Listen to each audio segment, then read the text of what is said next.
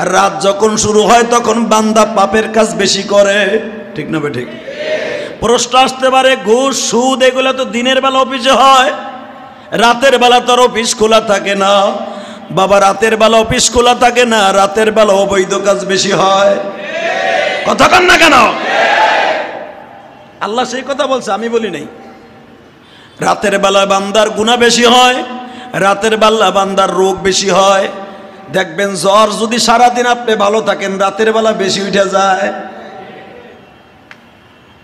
রাতের বেলা শুধু বাজান রে পাপের কাজে বেশি হয় না, নেকের কাজে বেশি হয়।